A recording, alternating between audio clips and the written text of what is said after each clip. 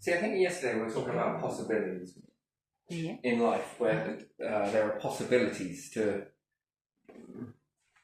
become more than what you are, right? Yeah. So you would have to go through your species as to what's already possible, as to what can be unlocked.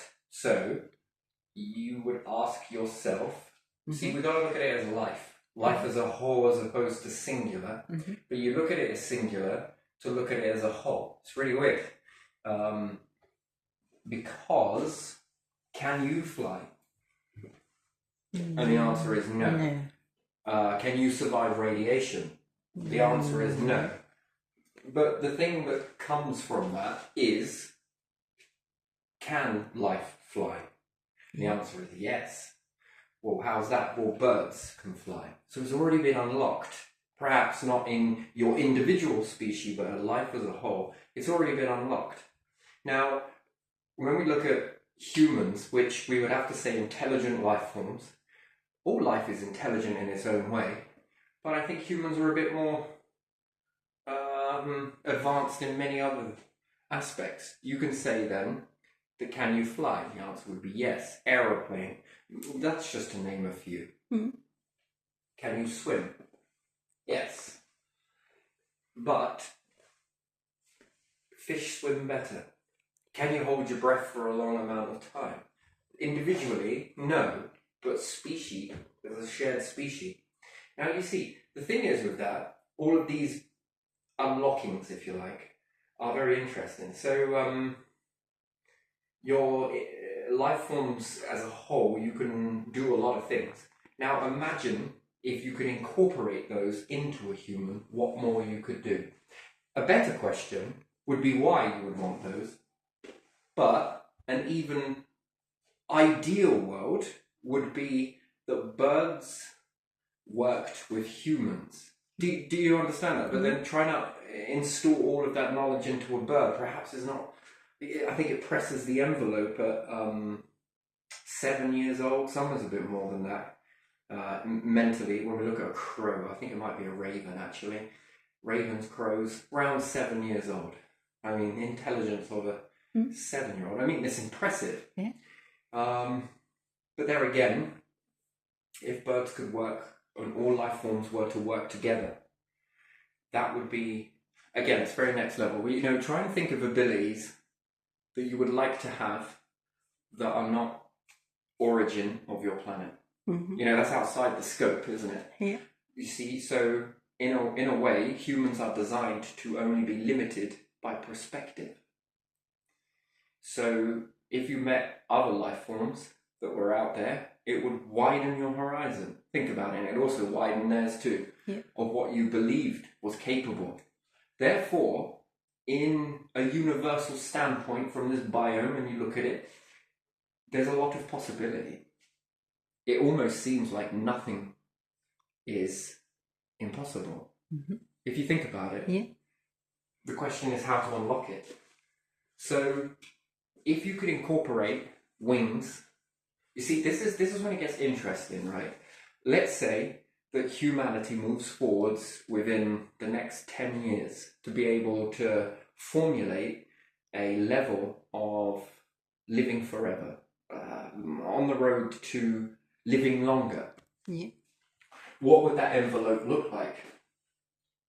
And then people would say, well, you'd have to look at age. Age would be something. Now, here's the question. Is it to do with age? That, because we start aging and this is what then causes memory problems and all this, that and the other. And if you made some sort of, magic potion, let's say, that you could drink it and you get guaranteed another 100 years, providing you don't get hit by a car, you don't get burnt, you don't get struck by lightning, you don't fly into a star, right? Providing all of these things. You would probably still live if you drank that potion, but the question would be how you would live. And therefore, this is why I think that the fundamental base, or cornerstone, as some people say, would be you need a very good, robust NHS. That's why it's very important, because you need it. You're going to need it more then than you do now. broken arms here, there, this, that, and the other, and progress forward and forward. After all, the NHS, if we take it here in Britain, health service, is pushing the envelope each time. So, being able to beat cancer, very interesting. And let's say if you can eliminate that one. A good run for the money was COVID, but sexually transmitted diseases and viruses, colds, flus, is it called herpes simplex? Yeah, there are. There's that. Okay, so all of these types of things have an impact on life expectancy. So the body has to do more. Imagine eradicating all of those things. And then the question would be, if you drank this potion, would the body stop aging? You see, I believe that death is not by design or anything like that. I think it's to stop you being trapped in a prison of pain. That's the only reason why death, the envelope of expectancy, just isn't quite there. Do you see what I mean? I think I do. Do you get that? Yeah. Right, so here's when there are 3 ways to achieve eternal life. So far, from a human perspective, there are 3 ways, but they come with it's the whole thing, careful what you wish for. I would like to live forever. Yes, good. Okay, let's get on with that. But then you have a severe accident. Yeah. Then you are in a war situation, or then you are in a meteorite impact. I mean, then you are in a meteorite impact that doesn't actually hit the planet dead on. It hits the planet on the side, causing the planet to... it's not a nice feeling. It's especially if you were eternally living. This is something.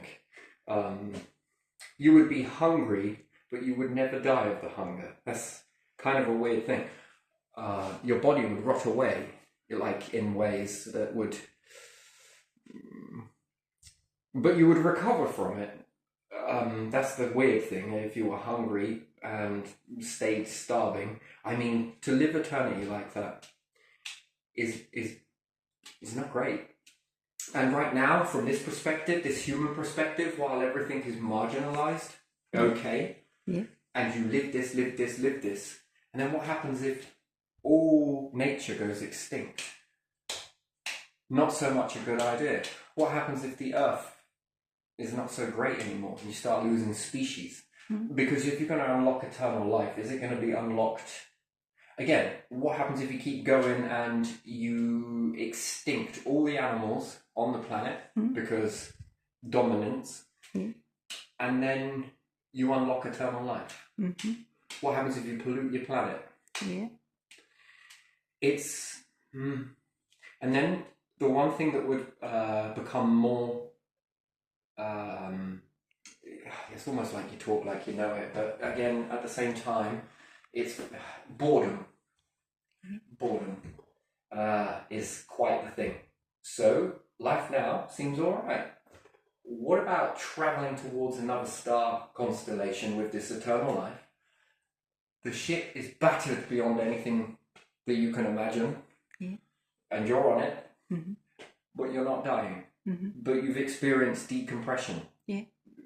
The thing is that you can go through practically a lot of shit, a lot of carnage, decompression, but you're going to live with that. Then the next question is, how do you knock the pain receptor off?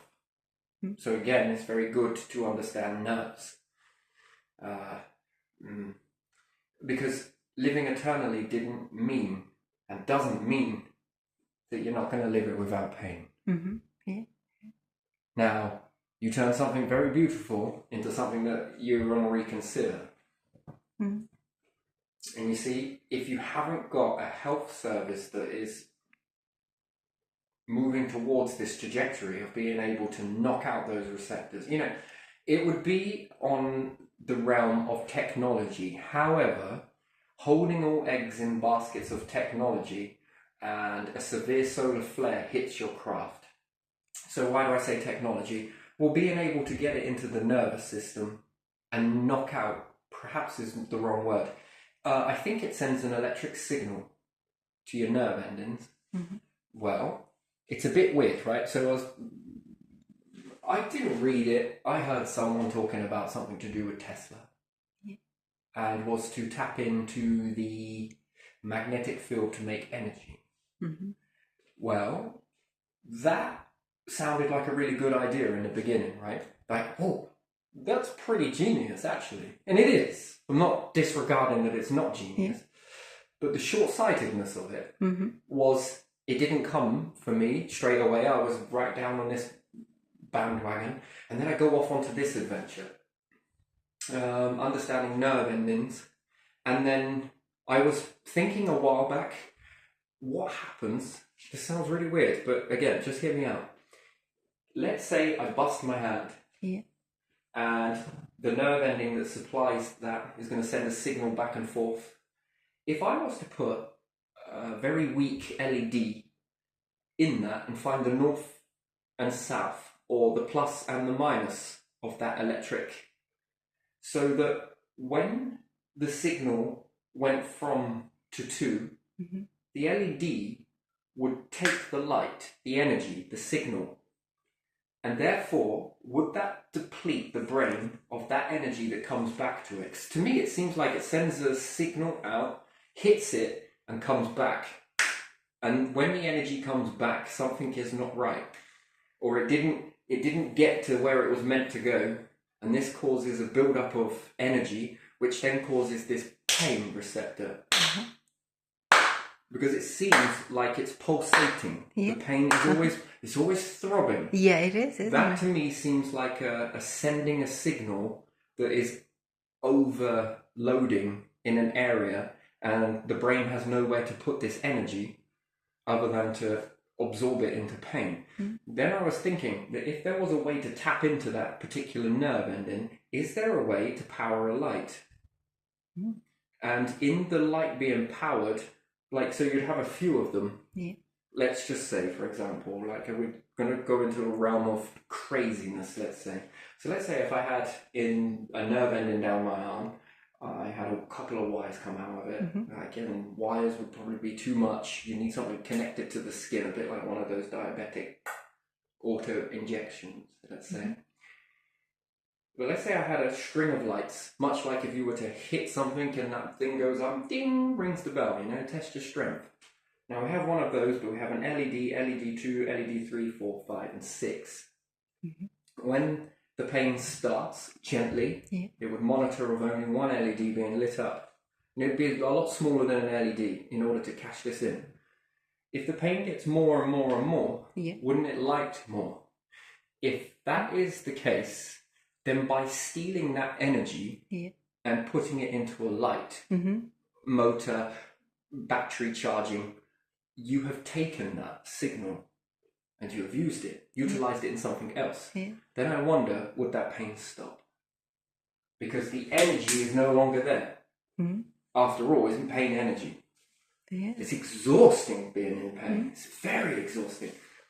People are like, oh, it could be the infection, it could be this, it could be that, it could be that, it could be this. I think it's you need energy in order to feel pain.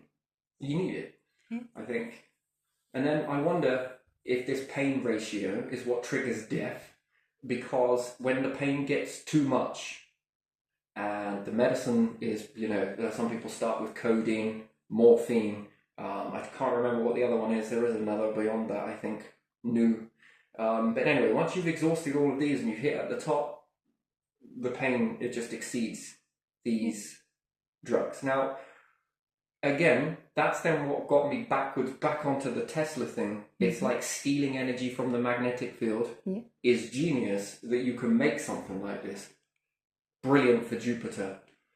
Okay for your star. Maybe, if it didn't have consequences as to why it is making that in the first place. Well, it's deflecting radiation. Is it also deflecting meteorites, but we just haven't figured that out yet? When we think about it, north, south, south, north, and we look at stars, south, north, high energy, magnetized, crystallized when it explodes, hits into freezing cold space, below 0, 350. That's not interstellar space. That is in our nearest backyard. It's minus 350 below 0, I believe. Interstellar space, I think it's a lot lower than that. And I think black holes are or even more below that threshold. Stars hot, and then cooler, freezing, ice cold. That's like beyond anything. Again, the whole principle, it would make sense that there are certain substances that you can lower into vats of nitrogen, sorry. And when you bring it out, you can shatter it. Yeah. Well, if a black hole defuses, it makes sense to be nice and cold. Yeah. It fracture easier, therefore probably have a bit more of a better... black holes for me are reverse of what stars do. They start from iron and pull apart. Well, technically they'll start with anything, as long as it ain't helium. Hydrogen, sorry. Yeah. Hydrogen is the one they can't do, and stars reach a threshold of iron. That is, they perhaps, if they're bigger, they go beyond it. But wherever that leads to, so if you've got a really monstrous star bigger than ours, then you would understand then perhaps the bigger star is able to add more pressure. Therefore, more pressure, it probably can fuse hydrogen together. Sorry, I meant iron from lower density of hydrogen all the way through iron and probably beyond iron. Just our star perhaps won't. Too small, not enough heat, not enough pressure. A supermassive star, more heat, more pressure. I think it would have a better shot at fusing. So whatever that ratio is, what's the ratio? Find the biggest star. And then what is the biggest star in the universe? Because to me, they all look the same when you're looking at them. And then you get closer and you're like, oh, it's like a bit hot in here, isn't it? We're already flooding this thing with as much compressed this matter gas we can ever find. You might not be able to get as close to that one. And the Goldilocks zone around each star, everyone talks about this, astronomers, I'm going to make their lives even more complicated now, okay? I don't mean to, I just want to just put my pennies in there. They talk about this thing called the Goldilocks zone. So from here in our star to here, this is where life will live. Yeah. And did you know it's a very small zone? Very small, yeah. To us it seems big. But on the grand scheme of things, it's barely an inch. It's barely even a hair of a centimetre, to be honest. But that's a Goldilocks zone from this star. But what about if we've got a star that is the size of this? Much bigger. The Goldilocks zone is going to be much further away. Yeah. So, whereas our Earth would sit right here in comparison to the star, the Goldilocks zone is going to sit over here where there's 50 pieces. Yeah. 50p pieces. Because it's going to be hotter. And then if we've got a star that's more cooler, you're going to have to be more closer. So the Goldilocks zone isn't exactly identical for every single star. So you can think, well, there's a planet over there. It's way too close to the sun. Or its star, sorry. If it was our sun, that would be cooking. It would be like Mercury. But is that star the same temperature? Is it in the same process of the nuclear fusion process? Because it gives out different heats and different types of radiation per phase that it goes through. And again, to us, this seems like a long phase. But in the grand scheme of things, it's very brief. So, more closer, more further away. So very interesting. So 1 and 2 there. So we've got perhaps 3 Goldilocks zones, depending on the star, and then you would have to figure that all stars are the same size. Clearly they're not, especially if they've got matter flying into them. So if you think about it, if we see a meteorite come in, hit into our star, you've just made it bigger. Okay, you've lost some particles, but I think by and large, you've gained more than you've lost. It's more like a splash. Do you see where it's more like a splash that you see come off? And then, how big are these small pieces that it's just lost compared to the weight or the density? Because what just hit it? Well, we know it was a meteorite, but was it soft? Was it dense? Was it filled with air? We always say air, perhaps in a vacuum, unlikely, but let's say, was it a shell? Mhm. Did it melt in a weird way to make it look bigger than it actually was? And if you crushed it down, it would be a lot smaller than it was. So there's an awful lot of different medium, and then that particular star has just gained mass. Therefore, is it going to be gaining more heat? After all, each star wants to be the biggest. Each planet wants to be a star. Each moon wants to be a planet. Well, they all want to be stars. Every single thing you see that you can walk on is a failed star. Planets, failed stars. Technically, they could still become a star. It all depends on how big you get. Many different ways to make stars. Again, it formulates into the 3 ratio. There are more, because if you added intelligence, we're going to go and make a star. Well, you've just made a new way of making a star, haven't you? Where humans just start putting all this space shit together, and it starts to compress, and you've just made a star. Wonderful. And then what happens if you made this particular star of all 100%? I don't believe that all stars gain 100% hydrogen. I think they're majority hydrogen and all of these other pieces that are in there. Now, what happens if you gave a star 100% hydrogen? Perhaps it doesn't form properly, like in the beginning, where it's all egg-shaped. Do you see what I mean? So, gets me thinking quite a lot, this one. I don't even know why I was going off on this tangent. Well, again, lots of reasons. But let's say you're travelling towards a star, and you've got eternal life. Everything goes fuck up on your ship. And there's no way out. None. Zilch. Zero. Not even death. Death, people would wish. Do you see how you can turn something that's quite pleasant for the most part into something that is very hellish if it's not done carefully? Gently. Thought out. And then they'll say, well, we can't cradle everybody. Unfortunately, in eternal life, it would need a cradle and many onion layers. So let's say if you were to put a device in the nervous system that was AI, electronic, whatnot, and there was a massive solar flare, you just knock that out, and now you're feeling pain at the top end, and there's no other way to really do anything about it apart from sever the nervous system. But if your doctors, when you have finished with the severing and times turn out nice again, that's a gamble, isn't it? That's a choice. Blue pill, red pill.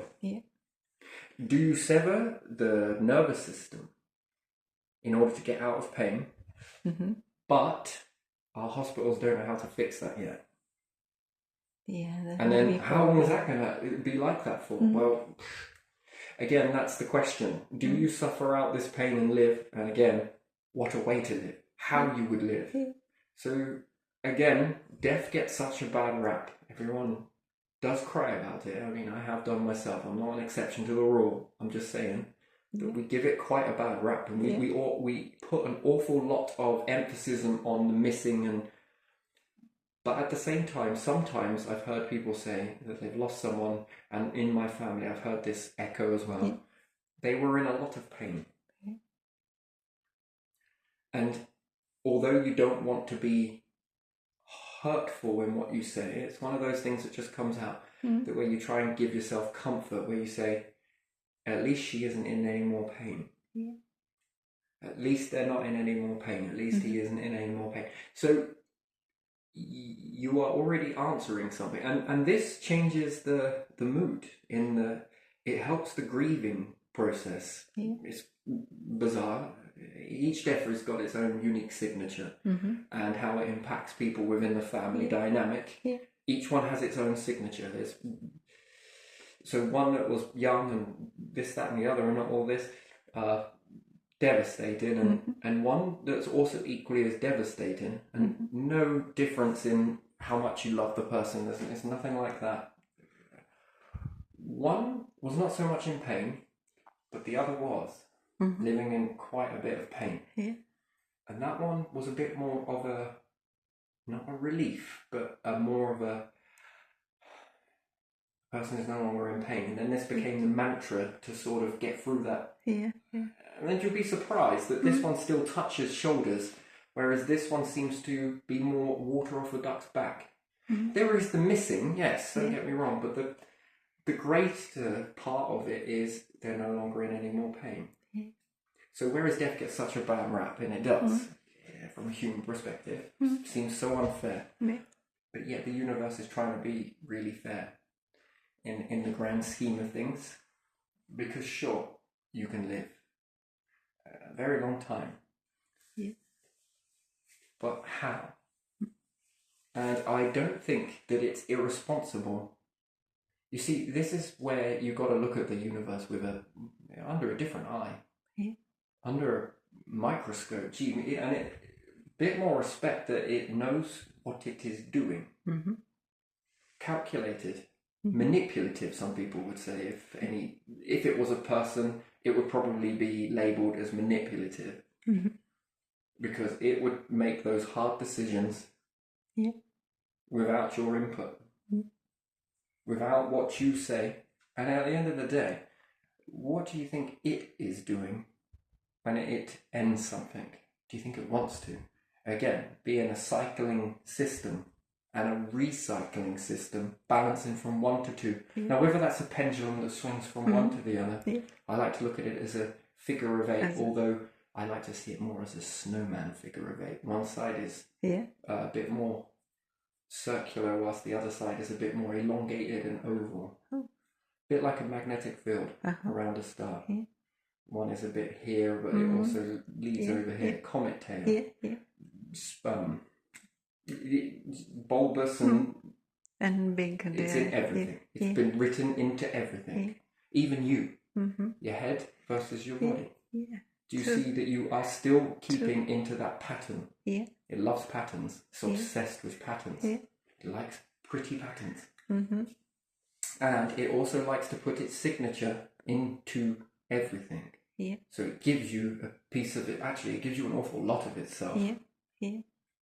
And then it says, you are free within reason to do this, and this. So I think to be grateful to that. But it's very calculated. It's very clever. It's intelligent. It's overloaded. If you could cram all of that into a human, that would be impressive. Not possible, though. It's like trying to cram all of this knowledge of a human into an ant. Now you're starting to see it. Now I'm starting to really push the envelope and I think I understand the universe in a way that it's talking, but it doesn't talk in the way that you've been brought up to believe. Again, because we think that it's going to be all like this. And I'm not saying that it's bad that we're taught this way, but again, it's like trying to go into it when we look at animals. And let's say we take a cat, for example, or a dog. You will, what's the word? Oh, I just said I love you. Right, so we got the dog saying that, and then cat would be like fire. Yeah. Hiya. Hiya. Yeah. It sounds like it. Now, I'm not saying that your dog isn't mimicking you, trying to talk like you. Yeah. Does it know what it's saying? No, probably not. No. Does the cat know what you're saying? No, they just hear you and repeat. You are probably cackling and copying them. Yeah. The cat's probably thinking, oh, you just said this. Yeah. And the dog's thinking, oh, you just said that. But do you really know what you just said? No. No, you just mimicked. So you've kind of got this sort of thing. But there is an understanding there between dog when you say sit. Or is it a fluke that one day it sat because it was waiting for you to do something? I mean, you can get this with cats as well. You can teach cats to sit, but it's in a bit more of a different way to do it.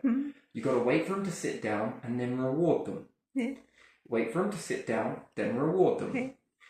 Each time you do that and you say a sound on top of that, sit, it will then learn to sit. And it will know then, I'm going to get something. Something's going to happen. I don't know what it is, but something. Because that sound has just been made So yes, it's going to learn you, but it's not going to learn you fully.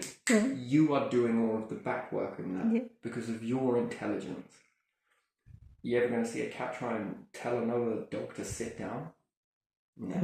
Is a dog going to tell a cat to? It's just not there. It's not happening. That intelligence just is not quite there. So does it understand? Yes, to a degree, but that comes from back and forth. But that's the human putting that input in. So, but the print of the universe then is a bit the same way. It's not saying that you don't understand what whales are saying, dogs are saying, cats are saying. It's all there. It's just being able to piece it all together like a puzzle. Is this by accident? No, I don't think it's by purpose. Sorry, do you think it's by deliberate? I don't think it is.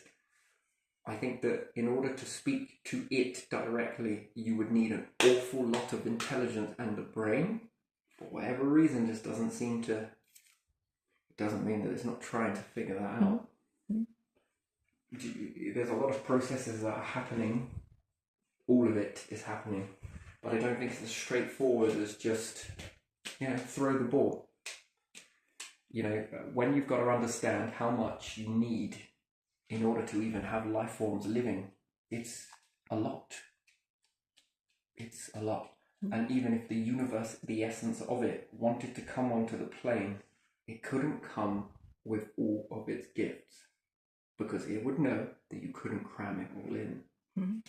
It's impossible. Bits, yes, just not all of it. It's just, you'd overload the circuits. So again, I think it's going to have to be read in a way. And then, if there's a reading there, is there a communication channel? And I believe there is. That's the holy grail of life. I think the truest form of living is trying to figure out whether you can communicate with it. Because if you can work it out, look, on your planet you've got many different languages. You have many different teams that try and crack languages in the past that are no longer here. That's no accident. Now, if we can just move towards something else, a bit more towards the universe, I think it's speaking. Nature is too. It's working that out. It's going to be very complex to even try to do that. But think about it. What could it teach you to do? What does it want you to do? It's just not quite coming through. But think about it. In order to harbour life, and in order for it to exist, you have to see it. Remember that. If you didn't have this arena, would you know the universe existed? Question is, would it exist without this arena? Yes. Hard pill to swallow for a human perspective, or any life form, any intelligent life form to accept. If this universe did nothing, it would still exist, but you wouldn't know about it. And the only reason why you know about it is because you see the arena. And again, don't underestimate it. It created that arena. It's created an awful lot of stuff in order for this stuff to come together. Now, whether that's by design or accident, and now it starts to understand the design. Yeah. Again, if it didn't give you all of this stuff, think about it. Look at space.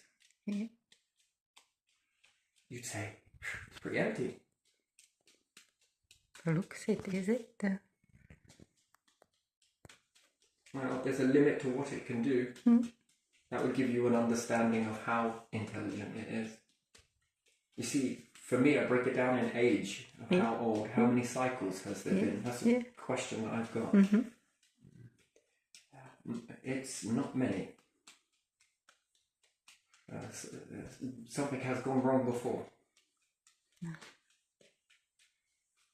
It all fell apart. The question is, the intelligent life forms that end up making it, right? Yeah. I'm not going to say that there isn't any. I'm going to say there's quite a few. Mm-hmm. Those would be around the universe, Yeah. understanding it, yes. Yeah. But you would never know for sure. Mm-hmm. You do something comes back. Well, okay, let's try this. Let's try and put this together, and it works. Now, you'd have the same question. Was it the universe, or was it that person that understood this particular sequence of language, let's say, and it happens to somebody else? And then it's like, what could this be then? Yeah. Well, it could be a god. Yeah. It could be the universe. Yeah. It could be another intelligent beings on another planet that have created this maddening headset that can reach whatever that may be over there, that these ones can see, then piecing together. Perhaps these ones are very much aware that when this universe makes a mistake and buckles, they reset it. In the understanding that the universe will always create them. Yeah. Perhaps not exactly identical, but close enough. I mean, when you venture down this thought process, I try and look at what's not been thought of before. And it's not that ego type thing. It's a challenge that I've always set myself. It's try and invent something that's outside the scope of humanity, of what's ever been, or whatever it is. Try and bring something new. You see, when we was talking in the beginning about possibilities, can you fly? The answer is no, you can't. But can you make something that can make you fly? Yes. Yeah. Can birds fly? Yes. Yeah. Can you make something that makes you go underwater for long periods of time, a bit like a whale, and exceed what a whale can do?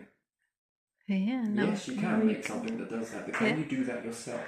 No. Well, free dive into a bit, but there's, again, a buffer. There's If you kept going with it, I'm sure of the evolution would help you with that. Again, the universe would begin to help you with that. So that becomes possible. And then it's trying to figure something beyond the scope of that. Beyond this. And that has got to be one of the biggest challenges that I think life forms have ever come against. You know, for me personally, an educational test would be, think of something outside this biome. Create something that's outside of the biome. Even your mind sends you thoughts. If you say that they come from out there or they come from within, a large level of that, if they come from within, you would have learnt this from you would have picked this up from somewhere, but you can't find where that has been picked up from here. No one else is talking about it. It seemed like a really weird thing. Where is that coming from? So for me, these thoughts are coming from you. Nah, it doesn't work for me. It's coming from somewhere else. Because if it's different to the biome, it's coming from somewhere else. The question is where? You can jump to God, you can jump to religion, it's up to you. You can jump to the universe, spirits, that's always another one to go down. Could even be nature. Anything's possible, right? Yeah. But it's coming from somewhere. But if it's coming from you, no. I think it takes part and part. And I think there's a combination. Yeah. Yes. Well, obviously you have to be willing, and the other thing that's sending information, if you want to take it in that realm, that there's always this sort of oval shape to make the cycle, and a circle and an oval. Even the seasons. One is quick, one is long. One is quick, one is long. And yeah, you know, when you sort of start to see that, and then when we look at it, the universe, there must be some level of quantum, large amounts of quantum, and it too is creating physical. Now I wonder what happens, which again is a weird thing. What happens if you compress matter that is here? Well, look at it.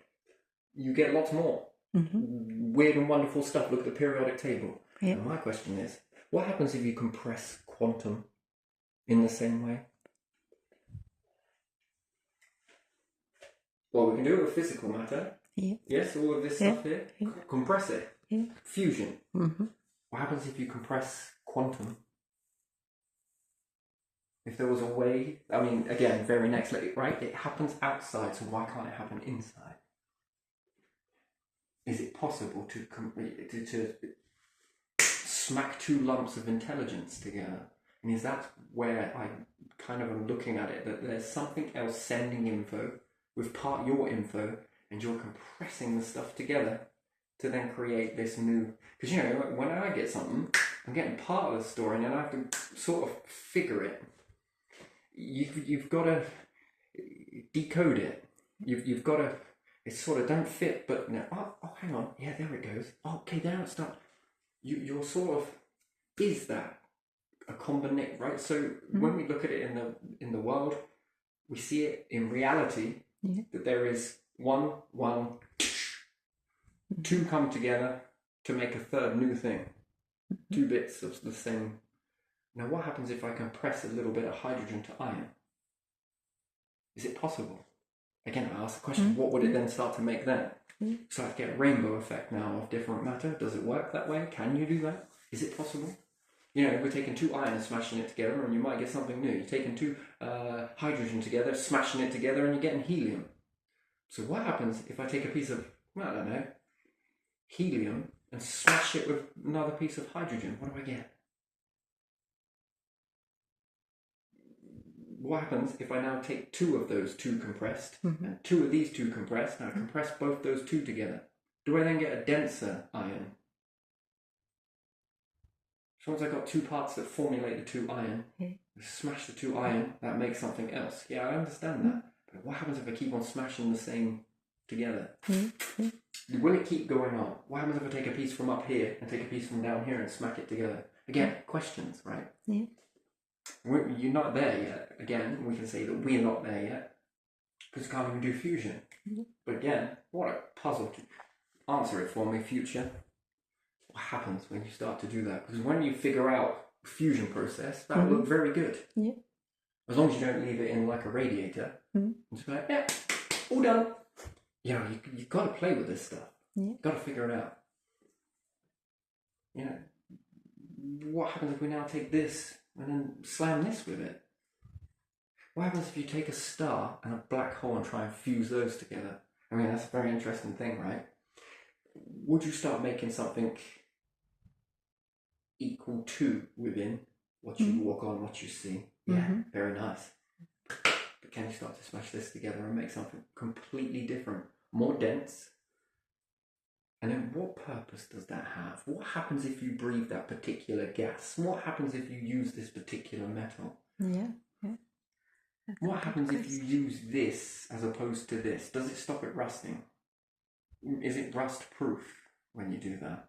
Again, what type of things are you going to start to make? Is it going to make something different? What happens if I take a piece of metal from over here that was fused and a piece of metal that was down here that was fused, and I bash both these together? What does it make? It's going to make something completely different to what the periodic table is. Now we're going in a different direction. If that starts to work, how many branches can you then go off? Then look at the possibilities again. Shit me. You've just then confused the whole thing, but you've gone in multiple directions. So you've got the standard fusion process, which could be looked at as this one. Then you've got the other type where you start taking individual metals and smacking them together, and now you're going off in a different direction. And now what happens if you take this metal, this piece of metal, smash this one together, and then smash a piece of this together? Now you're going off in a different direction again. Now what happens if when these new ones come together and you smack it with this one, back to this one, hit it over with this one? Do you see how then the fusion process, you've just been given a standard? You just see a standard right now. Now, are you doing things that the universe perhaps has not figured out yet? Is building up to do? And then tell me, to the universe, how precious would beings that teach it after it's been teaching you? That's then when you become up level intelligence. Now you're operating from outside the bubble of the universe. You are now operating, well, you could say not above. I don't like that word. But you're now garnering to help Now, what happens if you leave these things in the universe because you're doing it in the universe? Are you teaching it? Would the next cycle be any different? Can it then make life forms that are more indestructible? How do you not know? If it's give you life once, it's allowed you to live. Yeah. How do you not know that it wants you to live eternally, but just doesn't know how to do it yet? One that's kind, and therefore the universe must be very kind, gentle. It doesn't want you to suffer. It never wants anything to suffer. Oh, look at this! That's a very brief moment you're talking about. It's give you a long life with very little suffering. It's give you an easy life. And it wants you to have an easy life. It wants everything to have an easy life, a beautiful life. It doesn't want you to go through pain all the time. It wants to shield you from that. It doesn't want you to experience that. Think about it. That's why it gives you a doorway. It's called death. Out. When it gets too much. And it gives you the choice, by and large, to activate that whenever you choose to. There are a number of ways you can do this yourself. When it gets too much, you can bring yourself out. Do you see that that seems like a very gentle, that doesn't want you to suffer? It gives you this opportunity. I see that. So, that's why I always reject any type of talk about devil or, it's not the devil, I don't know. Probably a great being once just got labelled with a load of shite. But the thing is, it's impossible for me to believe that when it stares me in the face that everything in this whole universe points in the opposite direction. It doesn't want suffering. You see? And that's why I think eternal life hasn't been blessed yet. You're just not there. But it gives you a long-ish life. And that's not to say that it doesn't know how to recreate you over and over again. But in order for that, it needs a memory. It doesn't have memory. That's why you have memory. And then any precious being has memory. But these beings would know how to make their own avatar. You see, that's the best one to do, is to make an avatar and collect the essence and put this into another avatar. Then you are able to cope with the wear and tear. Go beyond repair. It's all right, I'll just get you another. But again, if you're relying on robotics to do that, you're going to need a high level of protection from charged particles. And again, no one really knows what happens to technology when you get too close to a black hole. You see, it could damage it quite beyond repair. So again, that's something to think about. So doing it this way, yes, but it would also be backward. If you can do it using technology, you would have to find a way to do it manually. So, you don't have to do it manually while times are good. In your summer. Use the machinery whilst you've got it, the robots whilst you've got it. But always have your backup. Know how to do it manually. Because once you figure that out, well, it doesn't matter if this falls down. Yes, this makes it a hell of a lot easier. But this is the way. Because this one we can do all the time, regardless of what happens. And then you always have your summer. If you think about it. And then if you are bombarded with, I don't know, a disease, or you go down to a planet somewhere and get infested or whatever it may be, it's probably far easier just to take your essence because it's clean. All that parasitic and disease doesn't come with your essence. And even if it did somewhere in that essence, you learn to eliminate it. What happens if I put my essence back in without all of it? By and large, it's a body, a fleshy defect, not a mind defect, which you can prove this time and time again if you think about it. I bet you still feel like you're 15. In the mind. Still the same age, sort of. The mind is timeless. It doesn't age. Only the body ages. The body restricts. Yeah. The mind does not. Doesn't it? Yeah. And Stephen Hawkins is a champion of that. Yeah. Yeah. Mm. Mind, not a problem. Mm. Think about it. Yeah. Yeah. Very fine specimen. Mm. In the mindset, Mm-hmm. perhaps not the body, but the mind, impressive. Now, that should tell anybody in a situation where they might not feel quite, they've got a bit of anxiety or, you know, maybe have a disability or whatever it may be. The mind. It's the mind. Mm-hmm. The mind is still as rich. Yeah. Yeah. It could be beyond since you were an infant, but just quite the body wasn't ready to deal with that info just yet. You know, certain age is when that clicks on. Very interesting. Yeah. Again, I'll ask the question, is intelligence part what you're taught and part what is said and combined? The intelligence in education is being able to translate it in that way, to be able to figure out and translate that information. Technically, that's what education is. But yeah, beautiful. But yeah, so that's my little adventure for today. I think I'm going to just touch upon that. I feel that that was good enough from my standpoint. Yeah, why not? So eternal life. Interesting. There. Gonna leave it here. Okay.